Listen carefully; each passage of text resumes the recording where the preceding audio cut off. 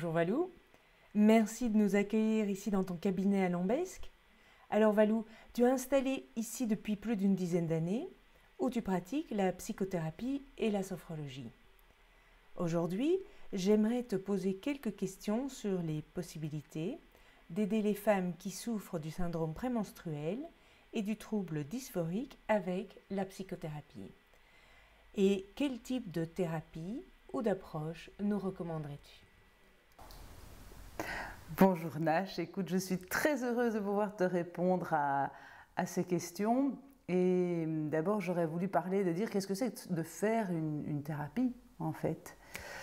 Une thérapie, je dirais que c'est un rendez-vous avec soi-même. La plupart du temps, on est à l'extérieur de nous-mêmes et on a peu de temps pour revenir à l'intérieur. Donc je dirais que vraiment une thérapie, c'est un rendez-vous avec soi. Et avec quelqu'un d'autre pour accompagner ce chemin, parce que seul, on est comme dans un petit poisson dans son bocal qui tourne en rond.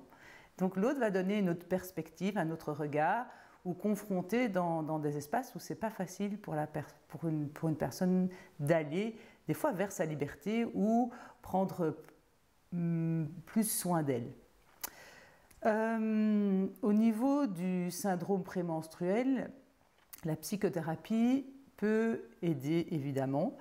Je pratique moi la psychothérapie intégrative, multiréférentielle.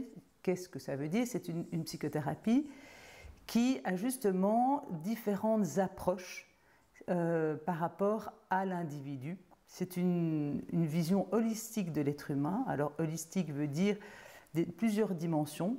On va s'occuper de plusieurs corps. On va s'occuper du corps physique, on va s'occuper du corps émotionnel, on va s'occuper du corps mental et on va s'occuper du corps spirituel. Donc c'est les 4 corps qu'on va accompagner dans une souffrance ou une douleur. Lorsqu'on a des douleurs prémenstruelles, ça engendre des souffrances psychiques parce qu'on n'a pas le moral, ou on est même des fois dépressif, on n'a plus d'énergie, plus de créativité.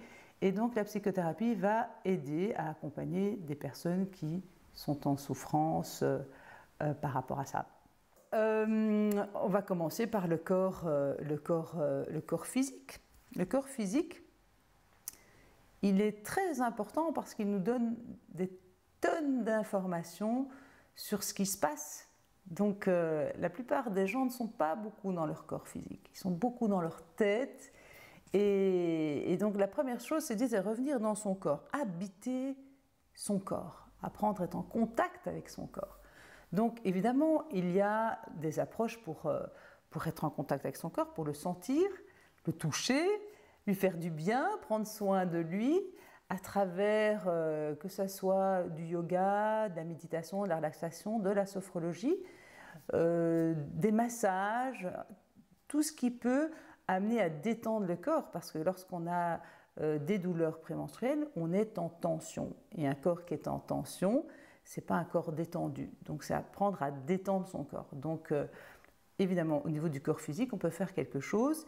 Et au niveau comportemental, c'est-à-dire une manière de mieux manger ou de ne pas manger certaines choses ou d'apporter des choses dont le corps a besoin, ça c'est évidemment très important aussi pour accompagner cette aide.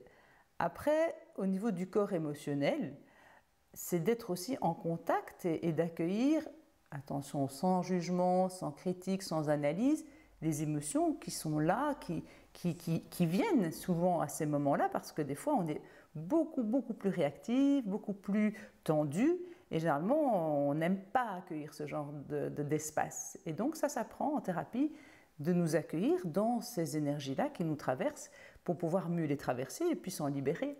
Donc au niveau émotionnel aussi, on peut vraiment traiter ces douleurs, cette souffrance.